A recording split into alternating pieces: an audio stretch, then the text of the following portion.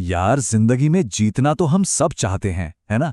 पर क्या हो अगर जीतने का एक ऐसा रास्ता हो जिसमें स्ट्रेस नहीं बल्कि सुकून हो? आज हम अपनी एक अंदरूनी सेटिंग बदलने की बात करेंगे। एक ऐसी सेटिंग जो पूरी जिंदगी का गेम ही पलट सकती है। चलो समझते हैं इसे। हर समय खुद को साबित करने का प्रेशर, अगला टारगेट, अगली सफलता, अगली मंजिल। यार ये दौड़ कभी खत्म होती भी है? अक्सर ये हमें थका देती है, अंदर से एकदम खाली कर देती है। अगर ये वाली फीलिंग आ रही है ना, तो ये बातचीत बहुत काम आने वाली है। असल में हम में से ज्यादातर लोग एक ईगो मोड में फंसे हुए हैं। ये हमारी डिफॉल्ट सेटिंग बन गई है। कुछ भी करने से पहले दिमाग में क्या आता है? इससे मुझे क्या मिलेगा? ज्यादा लाइक्स, पैसा, क्रेडिट।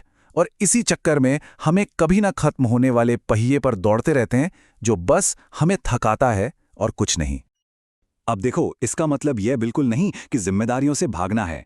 काम वही रहेगा, मेहनत भी उतनी ही लगेगी।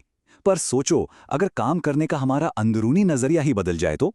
अगर वही काम जो आज बोझ लगता है, कल एक उत्सव जैसा लगने लगे। हाँ, ऐसा एक तरीका है। ये सलाह हजारों साल पुरानी ईशा उपनिषद से है, लेकिन आज भी एकदम फिट बैठती है। सुनने में थोड़ा उल्टा लगता है ना, त्याग और आनंद एक साथ कैसे? पर असली चाबी यही है।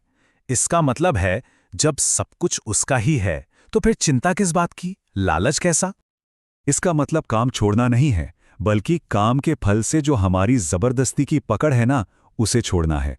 काम करो, अपना 100% दो, लेकिन नतीजा क्या होगा, उसकी चिंता छोड़ दो। जब फल की चिंता चली जाती है तो काम करने में ही मजा आने लगता है। इसी को कर्मयोग कहते हैं। चलो, इस पूरी बात को एक बहुत ही कमाल की कहानी से समझते हैं। ये कहानी हमारे उपनिषदों से आती है और ये ईगो मोड और सेल्फलेस मोड के बीच का फर्क आईने की तरह साफ कर देगी। कल्पना करो, एक ही पेड़ पर दो पंछी बैठे हैं।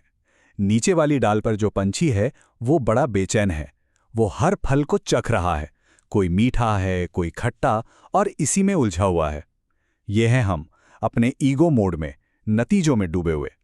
पर उसी पेड़ की सबसे ऊंची डाल पर एक और पंछी है। वो एकदम शांत है, बस चुपचाप सब देख रहा है। वो फल नहीं खा रहा, वो सिर्फ साक्षी है। कहते हैं यही हमारा असली स्वरूप है, हमारी शांत आत्मा। तो देखो, फर्क बिल्कुल साफ है। ईगो मोड वाला पंछी हमेशा पूछता है, मुझे क्या मिलेगा? जबकि सेल्फलेस मोड वाला पंछी सोचता है, मैं अपना बेस्ट कैसे दे सकता हूं। एक मोड चिंता और तनाव लाता है, दूसरा शांति और आजादी। एक पिंजरा है, दूसरा खुला आसमान। अब चुनना हमें है कि हमें कौन सा पंछी बनना है। हाँ, पर इस बात को गलत मत समझना। ये आलसी होने का कोई बहाना नहीं है।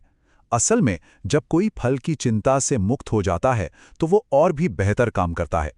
पूरा ध्यान काम की क्वालिटी पर होता है, नतीजों पर नहीं। ये एक अंदरूनी बदलाव है, बाहरी नहीं। ठीक है, ये सब सुनने में तो बहुत अच्छा लगता है, पर असल जिंदगी में इसका क्या मतलब है? अपनी रोजमर्रा की जिंदगी में इसे कैसे उतारें? चलो देखते हैं कि ये कैसे काम करता है। ये कुछ उदाहरण हैं। जैसे कॉलेज का ग्रुप प्रोजेक्ट है, बस अपना बेस्ट दो, ये सोचे बिना कि क्रेडिट किसको मिलेगा। घर के काम है, उन्हें बोझ नहीं बल्कि अपने लोगों के लिए प्यार जताने का एक मौका समझो। ऑफिस में हो, अपना काम पूरी ईमानदारी से करो, प्रमोशन या बॉस की तारीफ की चिंता के बिना। जब ऐसा होता है ना, तो काम का बोझ अपने आप हल्का हो जाता है। ईशा उपनिषद फिर से रास्ता दिखाता है। वो कहता है कि इस तरह से काम करके 100 साल तक जिया जा सकता है, क्योंकि तब कर्म का बोझ सिर पर नहीं चढ़ता। यही तो असली आज़ादी है। जब कोई इनाम के लिए नहीं बल्कि काम की खुशी के लिए काम करता है, तो वो सच में आज़ाद होता है। चलो, अब सिर्फ बातें नहीं, एक छोटा सा एक्सपेरिमेंट करके देखते हैं। एक बहुत आसान सा चैलेंज है। इसे आजमाने से ही इस पूरी सोच की असली पावर महसूस होगी। बहुत सिंपल है।